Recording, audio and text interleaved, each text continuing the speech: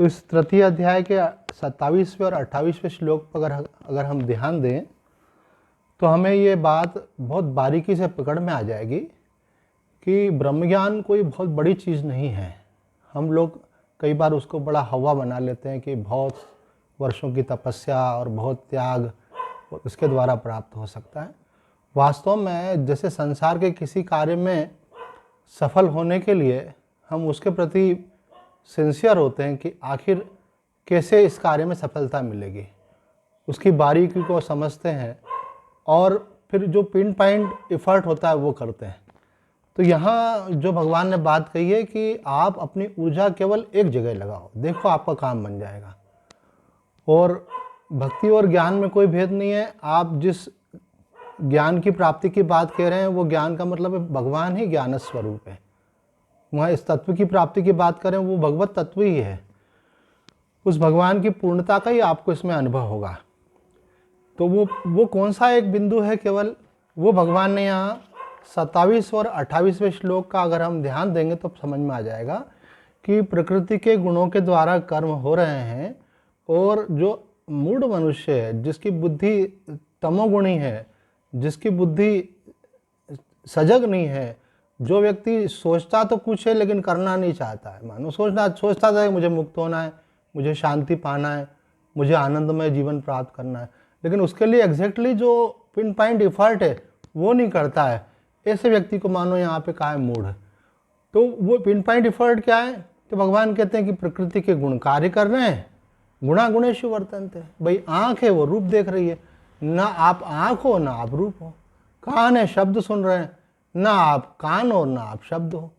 तो आपको दिक्कत कहाँ पे है? बोले दिक्कत यहाँ पे कि हमने भूल से अपने को कान मान रखा है। बोले ऐसा तो कोई नहीं बोलता है मैं कान हूँ। हाँ, आप ऐसा नहीं बोलते हैं, लेकिन जब आप ये बोलते हैं कि मैंने सुना, इट मीन्स आप कान हो गए। जब आप बोलते हैं मैंने देखा, इट मीन्स आप आँख हो गए। तो बोले कि हम व्यवहार में बोले नहीं। बोले व्यवहार में बोलो नहीं बोलो ये आपका पर्सनल मैटर है। कुछ लोग बोलते हैं और कुछ बहुत थोड़े से लोग होते हैं जो नहीं बोलते। रामकृष्ण परमहंस, माँ शारदा रामकृष्ण परमहंस और माँ आनंदमयी, इनके जीवन में हम देखते हैं कि वो कभी भी अपने शरीर के लिए मैं शब्द का प्रयोग नहीं करते थे।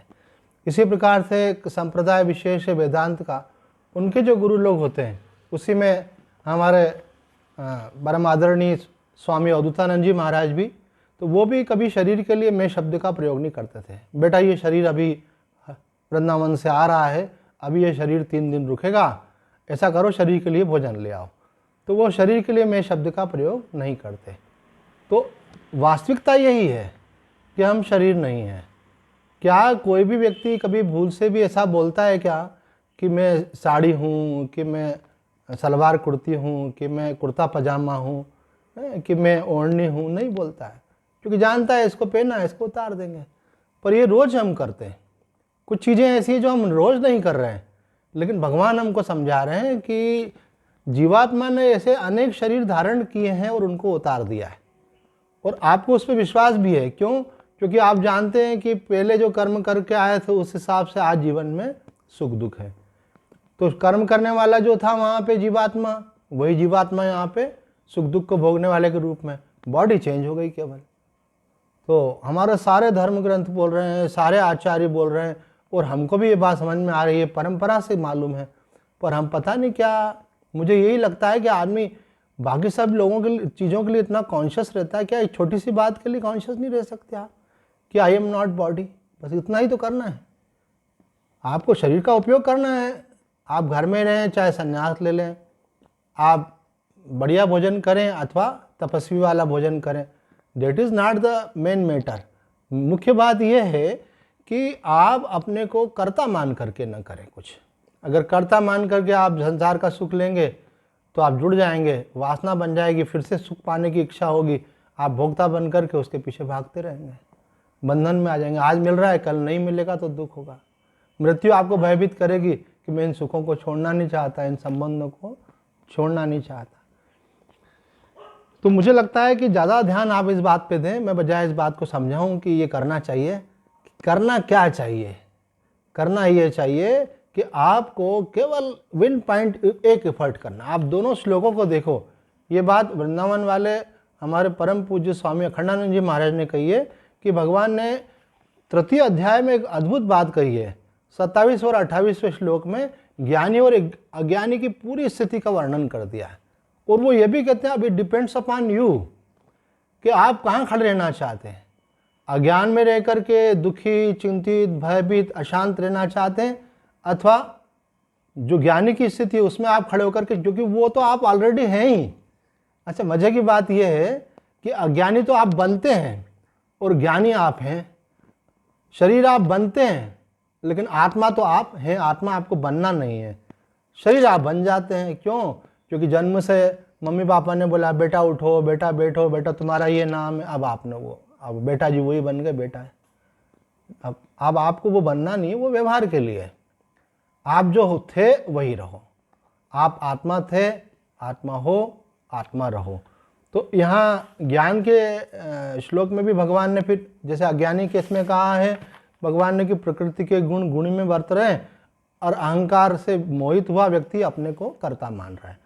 और ज्ञान के श्लोक में श्लोक संख्या 28 में भगवान कह रहे हैं कि जो तत्व को जानने वाला है, हे महाभाव, वो गुण और कर्म के विभाग को जानता है कि प्रकृति के 3 गुण हैं, सत्व, रज, तम, और इन 3 गुणों के द्वारा ही संसार की रचना हुई है, शरीर की इंद्रियों की भी रचना हुई है, अंतःकरण की भी रचना हुई है ना। माया के द्वारा, प्रकृति के द्वारा सब संसार की रचना हुई है। अब यहाँ भगवान कह रहे हैं कि गुण ही गुणों में वर्त रहे हैं। शरीर भी गुणों से बना है, संसार भी गुणों से बना है। शरीर भी माया से बना है, संसार भी माया से बना है। बोले माया माया में वर्तन कर रही है, गुण गुणों में वर्तन कर रहे हैं। तो आपको क्या इसमें दिक्कत है? आपको क्या लेना देना है? अब अच्छे खासे साक्षी हो, असंग हो और आप हो जाते हो व्यक्ति, आप बन जाते हो कर्ता, आप बन जाते हो भोक्ता। बस ये केवल पिन पॉइंट प्रॉब्लम है। और इसका पिन पॉइंट इफर्ट ये है कि आप अपने को ये मानना छोड़ दें। एक महात्मा ने कहा है कि जानते तो हम बहुत कुछ हैं, हम खूब वेदांत पढ़ते हैं, जानते तो बहुत हैं, लेकिन मानते अभी भी किसी शरीर को मम्मी ही है, मानते अभी भी घर को मेरा घर ही है, मानते अभी बच्चों को मेरे बच्चे ही हैं। तो जब मानना नहीं छोड़ोगे तो काम कैसे बनेगा? आपको थोड़ा शुरू करना पड़ेगा। ये देखो, हमारी माताजी हमको बचपन में बोलती थी, सब संतों की वाणी उन्होंने खूब याद की हुई थी, उनके अंतःकरण में वही गहरे में बैठी थी, उसी का प्रभाव हमारे ऊपर भी आया। तो माताजी हमारी कहती थी कि हम इस संसार रूपी रंगमंच पर एक्टर हैं, हम एक्टिंग कर रहे हैं। और आप देखो ना, दिन में कितनी एक्टिंग करते हो आप एक व्यक्ति के साथ एक एक्टिंग करते हो, दूसरे के साथ दूसरी, पति के साथ पत्नी की एक्टिंग करोगे, बच्चों के साथ माँ की एक्टिंग करोगे, है ना, पड़ोसी के साथ पड़ोसन की एक्टिंग करोगे, भाई के साथ बहन की एक्टिंग करोगे। ये मुखटे कितने सारे लगा के घूम रहे हैं। तो आपकी ओरिजिनलिटी क्या है? इससे आपके ये different behaviours itself it proves that you are not all this. अगर बहन हो तो आप माँ कैसे हो सकते हो? आप माँ हो तो बेटी कैसे हो सकते हो? ये सब आप इतने सारे जो ड्रामा करते हो, बहुत एक्सपर्ट हो ड्रामा करने में। आप 1 मिनट में तो रोल चेंज कर लेते हो और बस इतनी सी बात नहीं समझते कि रोल चेंज हो रहे हैं और हम इस सब के पीछे इससे अलग हैं। वेदांत के विद्वान ज्ञाता, अनेक सन्यासियों के गुरु कोयम्बटूर के स्वामी दयानंद जी महाराज एक बार उज्जैन पधारे और एक यहाँ पे पास एरिया है, वहाँ सब एजुकेटेड लोग ही रहते हैं, यूनिवर्सिटी एरिया है। वहाँ एक स्थान बना हुआ है स्टेडियम जैसा, विक्रम कीर्ति मंदिर। वहाँ उनके 7 दिन की प्रवचन की सीरीज रखी गई। जानते उसमें लेक्चर का टॉपिक क्या था? कि रोल इज नॉट रियलिटी। बस इसके ऊपर बोला। वो हिंदी में नहीं बोलते थे क्योंकि उनको हिंदी का अभ्यास नहीं था, साउथ के थे। रोल इज नॉट रियलिटी, इतना सा अगर आप समझ लेते हैं तो आपके सारे भार उतर जाएंगे, सारी चिंताएं उतर जाएंगी, सारे तनाव उतर जाएंगे, सारे दुख। मनुष्य गलती कहाँ कर रहा है? मनुष्य सोच रहा है कि मेरे को ऐसा पद मिल जाए, इतना धन मिल जाए, इतनी अनुकूलता मिल जाए, ऐसा स्वास्थ्य मिल जाए तो मैं सुखी हूँ। कोई आज तक नहीं हुआ है, न कोई हो सकेगा। हर सुख के साथ दुख जुड़ा ही हुआ है, हर अनुकूलता के साथ प्रतिकूलता जुड़ी हुई है। कल स्वामी जी को पढ़ रहे थे तो उन्होंने कहा कि कोई सोचता है कि मैं सेवक रख लूँ तो मुझे आराम हो जाएगा। बोले जब किसी महात्मा के मन में ऐसा आए तो समझना चाहिए कि उसकी साधना में, तपस्या में विघ्न डालने वाला कोई आ रहा है। क्योंकि वो अगर कहना नहीं मानेगा तो विक्षेप होगा, वो समय से नहीं आएगा तो विक्षेप होगा, अगर ध्यान नहीं देगा और काम बिगाड़ दिया तो विक्षेप होगा। तो इससे आप जितना अपने आत्मानंद में आनंद का अनुभव करेंगे वो संसार की किसी अनुकूलता में कभी भी नहीं कर सकते। अनुकूलता में व्यवधान हुए बिना रहता ही नहीं है, ये नियम है प्रकृति का, सब चीज़ें बदलती हैं। तो आप क्या सचमुच में सुखी होना चाहते हैं? पहले तो अपने आप से पूछें। अगर मैं आपसे, एक हमारे बहुत ही इंटेलिजेंट इंजीनियर थे, सत्संग में आते थे जब साक्षी घर सत्संग होता था, उनका नाम था कैलाश चौक से। तो एकदम से उन्होंने आना बंद कर दिया। मैंने कहा आप तो काफ़ी चिंतन मनन भी करते हो, साधन भी करते हो, और आपकी श्रद्धा भी बहुत है हमारे प्रति, इसलिए हम आपसे घर आकर के पूछने के लिए आए कि आखिर क्या हुआ। बोले स्वामी जी, मैंने बहुत एकांत में बैठ कर के सिंसियरली सोचा कि हम आपसे सम्मोहित होते हैं जब आप बोलते हो तो, और आपके विचार को हम अपना विचार मान लेते हैं, लेकिन जैसे आपके सामने से हटते तो हम वैसे के वैसे हो जाते हैं। तो आखिर वो आपका विचार हमारा विचार तो हुआ ही नहीं। अगर हमारा विचार हो जाए तो हमारा जीवन वैसा होना चाहिए। तो आप थोड़ी देर के लिए मानो हमसे सम्मोहित होते हैं कि आपकी श्रद्धा है तो सम्मोहन पैदा होता है उससे, श्रद्धा। तो आप सम्मोहित होते हो और आप बोलते बिल्कुल, स्वामी जी बोलते हैं हम आत्मा है, बोलो बिल्कुल हम आत्मा है। फिर यहाँ जाने का फिर क्या हो जाते हो? फिर शरीर हो जाते हो, फिर मम्मी बन जाते हो, फिर बेटी बन जाते हो, फिर बहन बन जाते हो, भाई बन जाते हो। फिर आप अपने को सोचते हो मुझे ये करना है, वो करना है, मेरे साथ ये हो रहा है, वो हो रहा है। फिर आपको चिंताएं घेर लेती। ये सब क्यों हो रहा है? आप स्लिप क्यों हो जाते हो वापस से? हम तो वहाँ बिठाते हैं आपको, फिर आप स्लिप हो जाते हो, है ना। मैंने एक छोटे बच्चे को देखा, उसकी माँ ने उसको बढ़िया सजा के उसको कैप पहना दी, बढ़िया सुंदर, और एक काला तिलक भी लगा दिया। क्यों लगा दिया? कि भाई इसको नज़र नहीं लगे। लेकिन थोड़ी देर बाद वो बच्चा यूं यूं करा और उसकी कैप फिसल करके ऐसी हो गई। अब वो इतना छोटा था, मैं समझता 1 साल या 2 साल का होगा, कि उसको अपनी कैप भी अपने हाथ से सीधी करना नहीं आती, तो वो यूं ही करके बैठा हुआ था। मैंने जाकर के देखा, मैंने कहा ऐसी कैसी कैप लगा रखी है इसकी मम्मा ने। अरे बोले ये बुद्धू है, ऐसे ऐसे गर्दन करता है, फिर कैप नीचे हो जाती है इसकी, अब इसकी ठीक कर देते हैं क्या। अब मैंने कहा बहुत कितना प्यारा लग रहा है।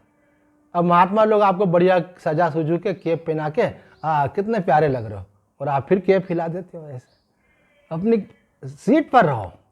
एक उज्जैन में एक बड़े उच्च कोटि के संत थे, उनको हनुमान जी ने आदेश दिया था, बहुत बड़ी पोस्ट पे थे, डिविजनल अकाउंटेंट थे अपने विभाग में। उनको स्वप्न में आकर के हनुमान जी ने कहा कि अब थोड़ा बहुत हो गया, ये पैसा किसी के साथ नहीं चलता, तुम्हारी आवश्यकता की पूर्ति हो गई ना, इसको बिल्कुल इंपॉर्टेंस मत दो। ये बात बहुत कम लोग समझ पाते हैं कि पैसा केवल जीवन निर्वाह मात्र के लिए। अब वो उठे सुबह तो रोमांचित थे कि हनुमान जी का ऐसा कैसा स्वप्न आया। बालकनी में आकर के बैठे, सोचने लगे कि इतनी बड़ी बात, इतनी बड़ी पोस्ट है, रिटायरमेंट को तो अभी 15 साल बाकी पड़े हैं, हनुमान जी बोल रहे हैं छोड़ दो।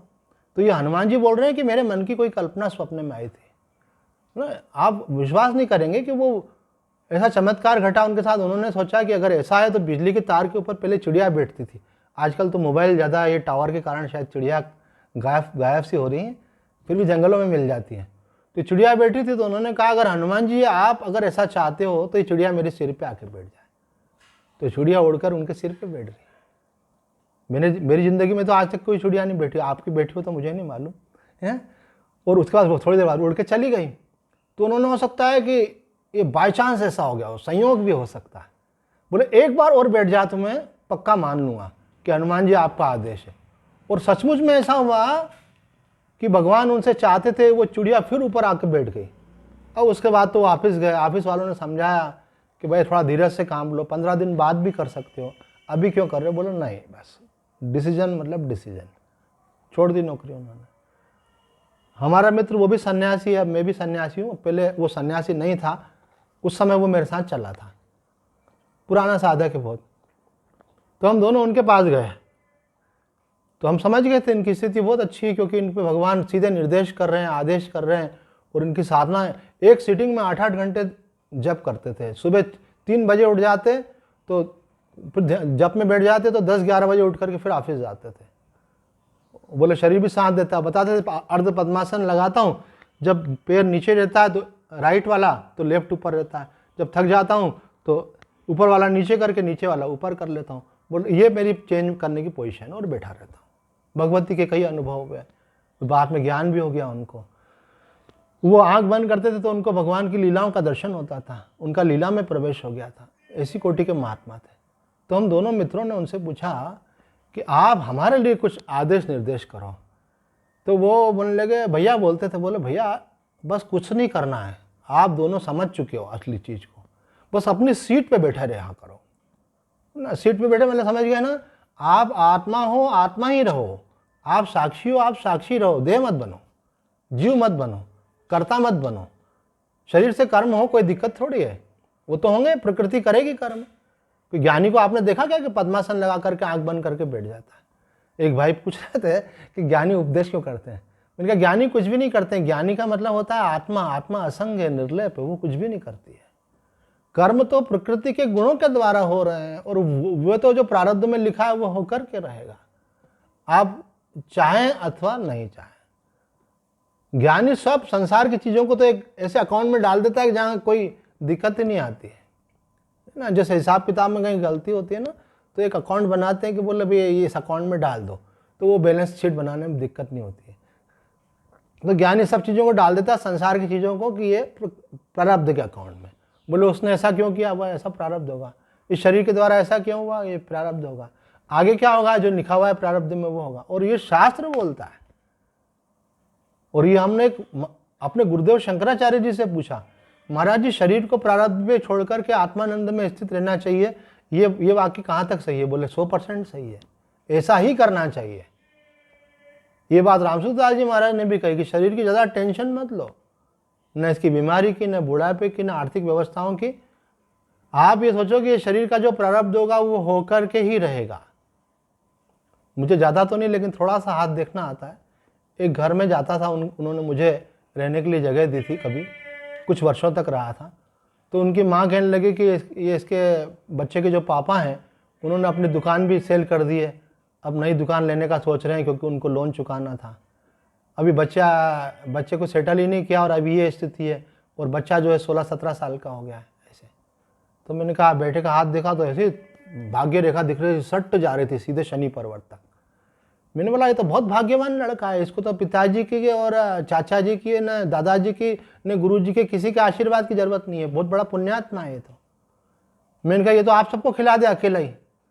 तो वो दुकान जो बिक गई थी केवल लोन चुकाने के लिए, और दूसरी दुकान लेने का सोच रहे थे।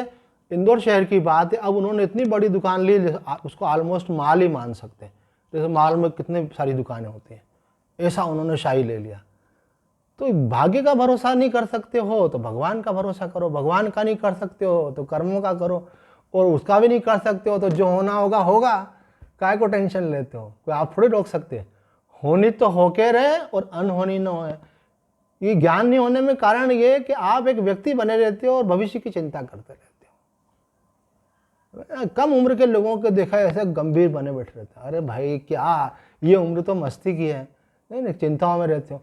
माँ बाप चिंता में, बच्चों का क्या होगा? तुम्हारे हाथ में कुछ भी नहीं है, भगवान ने पहले से ही कर रखा है। हाँ, कर्तव्य का पालन अपना करना चाहिए, वो भगवान ने भी गीता में कहा है। तो आज एक बहुत इंपॉर्टेंट बात आपको बताई जा रही है कि 27 से 28 श्लोक का मनन करके आप अपनी सीट पर बैठ जाओ। कौन सी सीट पर? मैं आत्मा हूँ।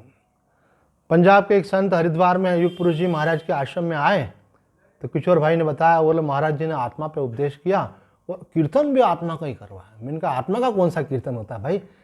राम नाम का कीर्तन होता है, कृष्ण नाम का कीर्तन होता है, माता रानी का होता है, भोलेनाथ का होता है। अब हमारी भी इच्छा होती है कीर्तन करने की, पर एक आध व्यक्ति तो रिपीट करने वाला बैठे सामने, सबके माइक बंद पड़े हुए, तो किसका क्या बोले? हम अकेले कीर्तन करेंगे क्या? कीर्तन में तो होता है एक बार हम बोलें, एक बार आप बोलो।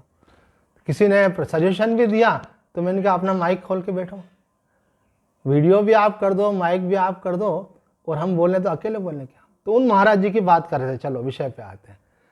तो महाराज जी ने कीर्तन करवाया आत्मा पे। तो मैंने भाई कैसा कीर्तन करा है, हमारी भी रुचि बताइए तो सही। तो बोले उन्होंने कीर्तन कराया, मैं आत्मा हूँ, मैं आत्मा हूँ, मैं आत्मा हूँ, मैं आत्मा हूँ। और सुरों का ज्ञान, एक सुर से दूसरे सुर में, एक ताल से दूसरी ताल में, ऐसा वो कीर्तन चलता रहा। ढोलक बज रहा था, मंजीरे बज रहे थे, हारमोनियम बज रहा था, और साथ में महाराज जी का कीर्तन चल रहा था, और सब पब्लिक झूम झूम के गा रहे थे मैं आत्मा। उनका वाह भाई।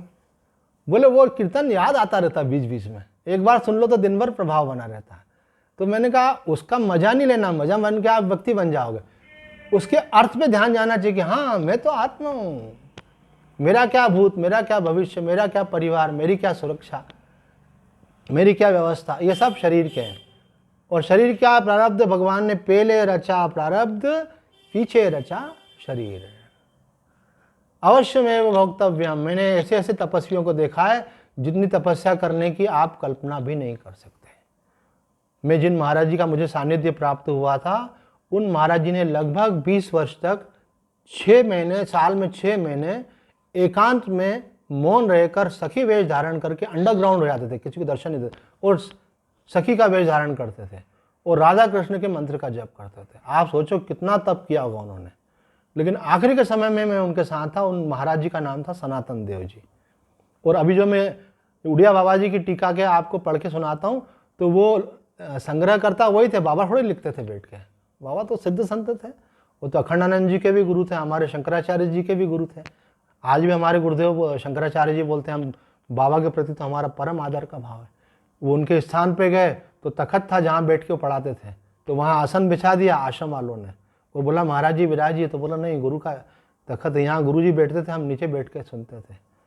आज शंकराचार्य पद पे हैं, फिर भी उस चौकी पर, उस आसन पर नहीं बैठे, बोले नहीं ये गुरु का स्थान है। ऐसे बाबा, तो उन बाबा की वाणी का संग्रह सनातन देव जी ने किया। और ये वृंदावन से हमने मंगवाई, अभी साध्वी जी गई थी वृंदावन। पुस्तक का नाम है गीता तत्वलोक, उड़िया बाबा आश्रम में मिलती है। तो हम जब बाबा को कोट करते हैं ना, तो ये सनातन देव जी ने कहा। उनकी इतनी तपस्या थी, लेकिन आखिरी के समय शरीर की क्या दुर्दशा हुई वो हमने देखी। हमने उनको देखा, क्रॉनिक टीबी हो गया था उनको, चंडीगढ़ के पीजीआई हॉस्पिटल में एडमिट किया था।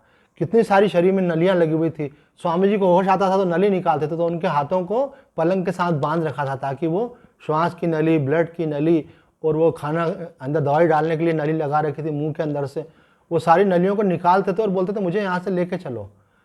यम यातना होती है आखिरी के समय। मैंने देखा उनके शिष्य बोलते थे अरे नहीं स्वामी जी, डॉक्टर बोल रहे हैं अगर ले जाओगे तो आज ही शरीर छूट जाएगा, यहाँ रहोगे तो इम्प्रूवमेंट हो रहा है। मैंने बोला कि अगर मेरे शिष्य ऐसा करें तो मैं उनको एडवांस में बोल दूं भैया, मेरे को लंबा जीने की कोई इंटरेस्ट नहीं है। जब मैं नहीं चाहता तो मुझे हॉस्पिटल में क्यों रखना चाहते हो आप? मृत्यु के लिए तैयार हो। हमारी ये बहन बैठी है साक्षी, इसको भी कोरोना हो गया था, तो घर वालों ने बोला हॉस्पिटल जाओ, हॉस्पिटल जाओ। तो इसको लगा कि शायद हो सकता है अब आखिरी समय आ गया। कोरोना में सभी को लग रहा था ऐसा। तो उन्होंने कहा हम तो शांति से घर में बैठ करके भगवान का भजन करते हुए शरीर का त्याग करेंगे। ऐसे हमारी माताजी का भी आखिरी टाइम था, दवाइयाँ काम नहीं कर रही, तो हमने अपने माताजी के लिए डॉक्टर से पूछा। बड़े भाई बोलने लगे आप जिम्मेदारी ले रहे हो। मैंने कहा मैं जिम्मेदारी, मैंने कहा आखिरी टाइम आ गया है, अब इनको गीता सुनना चाहिए, कीर्तन सुनना चाहिए, यहाँ हॉस्पिटल के वातावरण में रखोगे क्या? अरे 4 दिन ज़्यादा भी जी लिए तो क्या कर लोगे, क्या उखाड़ लोगे और क्या गाड़ लोगे? कुछ भी नहीं। और पहले रचा प्रारब्ध, पीछे रचा शरीर, मौत डेस्टिन्ड है, जब आनी है तभी आएगी। इसलिए ध्यान भगवान की तरफ दो, ध्यान गति की तरफ दो, ध्यान संसार की व्यवस्थाओं और भोगों की तरफ मत दो। तो भगवान यहाँ हमको, उन महाराज जी ने भी यही बोला जिनको भगवान का आदेश हो गया था। बोले कुछ नहीं करना है, जिस काम को करने से आप सीट पे बैठते हो वो सब काम करो, और जिस काम को करने से आप सीट से उतर जाते हो वो काम मत करो। तो जो काम आपको चिंता पैदा करे, भय पैदा करे, तनाव पैदा करे, असुरक्षा पैदा करे, ऐसे विचार और ऐसा संग, ऐसा चिंतन, उस सब से दूर रहो, अपने आप में रहो। देखो परम आनंद की अनुभूति आपके अंदर सदा विराजमान है, आप उसका परित्याग नहीं करें। शांत होकर के, आप देखो सुबह जब व्यक्ति उठता है ना, आत्मा में ही रहता है, फिर धीरे धीरे बाहर आता है। आप बाहर नहीं आए, बाहर क्यों आ जाते हैं? क्योंकि आप संसार को महत्व दे रहे हैं, परिस्थितियों को महत्व दे रहे हैं, भविष्य को महत्व दे रहे हैं। भगवान आखिरी में फिर इसी श्लोक में आकर के इसको, उसी बात को लास्ट में रिपीट करके इसको पूरा करना चाहते हैं। प्रकृतेर गुण सम्मूढ़ा सज्जन्ते गुण कर्मसु तान कृष्ण विदो मंदान कृष्ण मिन्न विचालयेत। भगवान बोल रहे हैं कि ये लोग क्या है, ये जो जिनकी बात कही जा रही है ना, ये लोग शास्त्र को मानने वाले, शास्त्रीय कर्मकांड को मानने वाले, उसके फल को भी मानने वाले हैं। यहाँ कहा है ये लोग जिन्हें शास्त्रों, शास्त्रविद कर्मों और कर्म फलों में श्रद्धा विश्वास है, इतना है तो है, लेकिन आसक्त कर्मों में कि मैं ये पाठ करूँगा, ये पूजा करूँगा, अपने कर्तव्य का पालन करूँगा तो मुझे ये सुख मिलेगा, वो सुख मिलेगा। आपको कोई बता दिया और आपने उसका पालन किया और आपको लाभ हो गया, अब आप कर्मकांड में फंस गए। उन्होंने, एक महिला कहने लगी, स्वामी जी बहुत सालों से सत्संग में लगी, वेदांत भी बहुत सुना उन्होंने, तो मुझसे भी काफ़ी बड़ी हैं, तो बहुत समय तक हमारे सत्संग में भी आती रही, तो अभी अभी टच में नहीं है। तो बोले, स्वामी जी मेरे को तो जब भी कोई भी प्रॉब्लम आती है ना, ऐसा कभी नहीं होता मैं दुर्गा सप्तशती का पाठ करूँ मेरी प्रॉब्लम सॉल्व नहीं हो जाए। मेरे बच्चों को भी ये बात मालूम है, तो कभी ज़्यादा परेशान होते हैं ना, तो मुझे बोलते हैं, मम्मी प्लीज़ हमारे लिए आप सप्तशती का पाठ कर दो। तो मैंने बोला, ये आप नहीं बोल रहे हो, ये उड़िया बाबा जी ने बोला हुआ है। उड़िया बाबा जी ने बोला, दुर्गा सप्तशती का पाठ एटम बम है, संसार में ऐसी कोई समस्या नहीं जिसका समाधान सप्तशती के पाठ में नहीं है ऐसे। लेकिन अगर हो गया तो आप और अधिक फंस गए, इसी को बोलते हैं कर्मकांड में फंसना। तो यहाँ जो बोल रहे हैं ना, जो लोग प्रकृति के गुणों से मोहित होने के कारण त्रिगुणमय कर्मों में आसक्त हैं, उन अल्पज्ञ और मंद बुद्धि पुरुषों को पूर्ण परमात्मवित विचलित न करें। अब थोड़ा ध्यान देना, एक तरफ तो हमने उसको हाईलाइट कर दिया कि पाठ करने से ऐसा होता है और सब लोगों का इंटरेस्ट उधर चला जाता है, लेकिन यहाँ उसकी निंदा की गई है। प्रकृति के गुणों से मोहित, सत्वगुण, रजोगुण, तमोगुण, ये प्रकृति के गुण है। अब आपके मन में आया कि मुझे पद पाना है, मुझे प्रतिष्ठा पाना है, मुझे भोग पाना है, धन पाना है, अच्छा एजुकेशन पाना है, अजीब पोस्ट पाना है, बोले करो अनुष्ठान। हमने तो ऐसे ऐसे चमत्कार देखे हैं कर्मानुष्ठान के कि असंभव को संभव होता हुआ देखा है। आदमी की आर्थिक समस्याएं पूर्ण रूप से जीरो हो जाएं, आदमी का मेंटल लेवल कुछ है लेकिन रिजल्ट आपको मालूम पड़ेंगे कुछ के कुछ आ रहा है। ये मैं केवल शास्त्र की प्रशंसा में नहीं कर रहा हूँ, मैंने देखा है और आपको कई दृष्टांत पूर्वक बता सकता हूँ कि जिनके अंदर ये योग्यता नहीं थी उन्होंने इतना बड़ा कैसे हासिल कर लिया। ठीक है, करना चाहिए थोड़ा, अगर आपका ज़्यादा ध्यान जा रहा है इस तरफ तो, लेकिन उसमें अटकना नहीं चाहिए। भगवान कह रहे हैं कि जो शास्त्र को मानते हैं, शास्त्र विहित कर्मों को मानते हैं, उनसे प्राप्त होने वाले फलों को मानते हैं, उनके लिए भगवान ने यहाँ पे क्या है कि वे कैसे हैं, बोले वो कर्मों में आ सकते हैं, वो सकाम कर्म में लगे हुए हैं। तो भगवान कह रहे हैं लगे हुए हैं ना, कम से कम सुंदरकांड का पाठ तो कर रहे हैं ना दुखों को दूर करने के लिए, और कुछ नहीं कर रहे हैं, रोज गीता जी का पाठ तो कर रहे हैं ना, और कुछ नहीं कर रहे हैं, नित्य रामायण का पाठ तो कर रहे हैं ना, रोज भागवत जी के एक श्लोक का पाठ तो कर रहे हैं, रोज मंदिर में मत्था तो टेक रहे हैं ना, रोज 11 माला कर तो रहे हैं। क्यों कर रहे हैं? कि सब कुछ ठीक चलता रहे। और जिस दिन नहीं करते हैं तो मालूम भी पड़ता रहे है ना। युग पुरुष जी महाराज कहने लगे कि कुछ लोगों ने दान करना शुरू किया, अब उनके काम, उनको पैसा मल्टीप्लाई होकर मिलने लगा, उनकी प्रोग्रेस होने लगी, उनकी प्रमोशन होने लगी, उनकी आर्थिक अनुकूलताएं बढ़ने लगी। तो उनको अब मन में ये बैठ गया, युग पुरुष जी महाराज ने कहा, उनको ये मन में बैठ गया कि हमने दान किया इसलिए हमारी इतनी आर्थिक उन्नति हो रही है। तो अब वो दान नहीं करने में डरते हैं कि अगर नहीं करेंगे तो फिर ऐसा नहीं हो कि ये सब दिक्कत में आ जाए। और जब नहीं करते हैं और कुछ खुटका हो गया तो बोलते देखो इस बार नहीं कर पाए ना, लेट हो गया इस कारण से हुआ ऐसा। तो ये अनुष्ठान करने वालों के साथ ये होता है। अब कल हमारे यहाँ साधारण लोग भी जानते, पढ़े लिखों की तो बात दूर है, वो हमारे यहाँ एक माता जी बर्तन साफ करती हैं, वो कल एकादशी रखी थी उन्होंने। हम चाय के साथ कुछ नमकीन देते हैं उनको, तो वो बोलने लगी कि आज कुछ नमकीन नहीं लूँगी, केवल चाय लूँगी, मेरा एकादशी है। तो उनकी उम्र होगी लगभग 65-70 की। तो कहने लगी कि महाराज जी एक बार अपन ने एकादशी शुरू कर दी ना तो फिर छोड़ना नहीं चाहिए, नहीं तो फिर पाप लगता है ऐसे। अब वो कर रही है क्यों कर रही है? डर लग रहा है उसको। चलो, भगवान कह रहे हैं कि ऐसे लोगों को आप ये मत बोलो कि कोई पाप नहीं लगता है, उनको करने दो। सत्कर्म में लगे हुए हैं ना, किसी भी सकाम कर्म में लगे हुए हैं ना, पर कर्म तो अच्छा कर रहे हैं ना, ये भगवान कहना चाह रहे हैं। भगवान कह रहे हैं ऐसे आसक्त उन अल्पज्ञ और मंद बुद्धि। अब यहाँ मंद बुद्धि का अर्थ जो है, स्वामी जी ने कहा है कि इनका मन भोग और संग्रह में लगा हुआ है, इसलिए मंदान शब्द का प्रयोग किया। ये सोचते हैं संसार की अनुकूलताएं इकट्ठी कर लें और सुखी हो जाएं और प्राप्त हो जाएं, और इसके लिए हम संतों की सेवा करें, पूजा पाठ करें, जप करें। तो भगवान बोले विचलित मत करो, इनकी आसक्ति को धीरे से हटाओ, सत्कर्म से इनको मत हटाओ। तो आज इतना ही, आगे की चर्चा कल करेंगे। ओम पूर्णमद पूर्णमिदं पूर्णात् पूर्णमुदच्यते पूर्णस्य पूर्णमादाय पूर्णमेवावशिष्यते। ओम शांति शांति शांति। हरि ओम तत्सत्। नारायण।